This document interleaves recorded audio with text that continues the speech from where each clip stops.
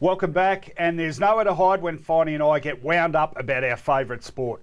We're fighting football stupidity on the beaches, in the hills, and if necessary, with each other.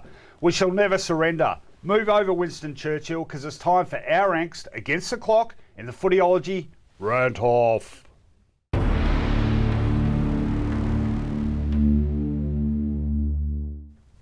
That was a power-packed opening spiel, Finey. I think I need to recover. Are you one of those people when they act at slow motion, you actually move in slow motion? I don't know. The camera will do it for you. It's all getting a bit theatrical, so give you a chance to recover. And I'm going to count you in. You're going first in the Rant-Off today. 3, 2, 1, rant.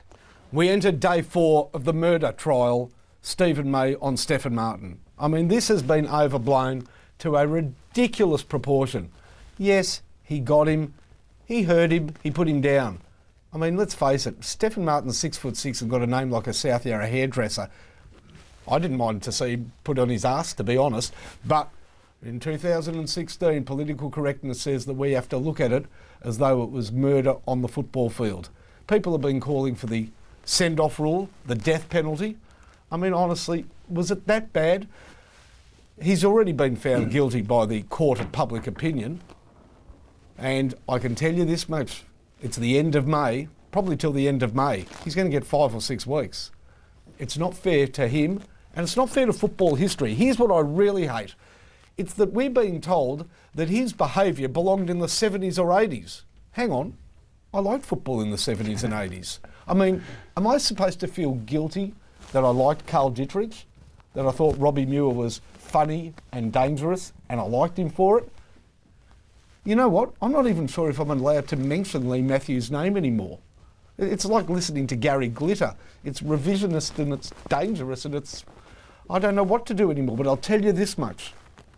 I now am I'm a reformed football person. I'm not the beast that liked footy in the 70s or 80s. I was a horrible person then.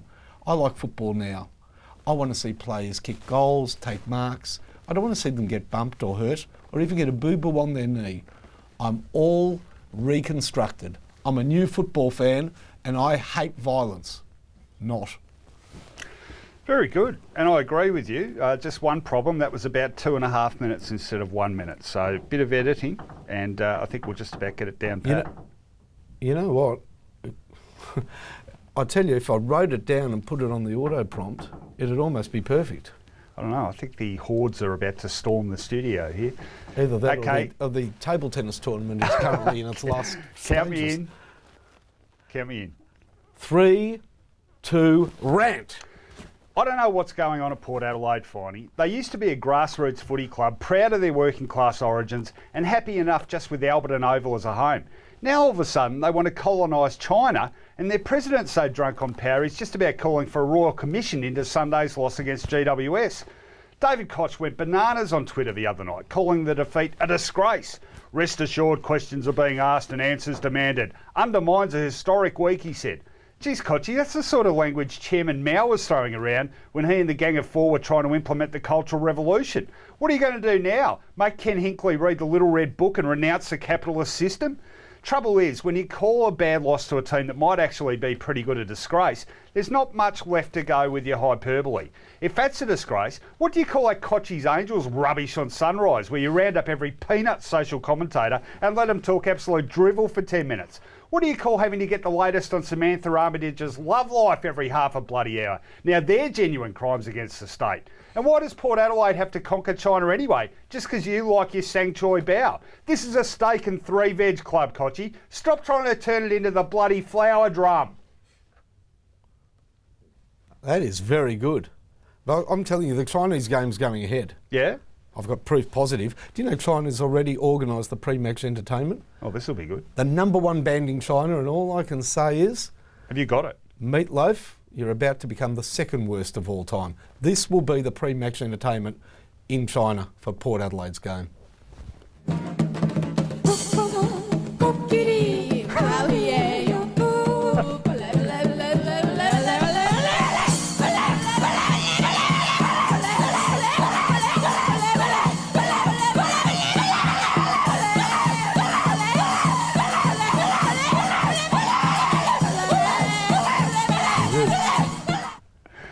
They're Excellent. good. They're good. That'll go down well with the punters. Can we get them for grand final day as well? Maybe they could do it. Maybe Meatloaf can be the undercard. And Corey Wingard can do the scoreboard announcements. Well, that's it for this week. I'll give you a quick final thought for the day. My final thought is how to vote, because we have not got a vote Oh, yet. yes. How do you vote for our Rant-Off? Well, we have not got a vote yet, so I've completely simplified it this week. All you have to do is register a racehorse, harness horse or greyhound, and then name it. And in the name, put in either Finey or Ro-Co. So something like Finey Adios or Zabeel Ro-Co. The horse has to run at a registered race. So you've got to get it to the track, name it, and then we'll count the votes. Should be simple. Far Ro-Co lap. I like the sound of it. Yeah. Ro-Co No Go will be the name of my horse. Thanks for joining us once again at Footyology. We hope you've enjoyed the show again. We're on every Tuesday at 12 p.m. on YouTube or 7:30 p.m. on Channel 31.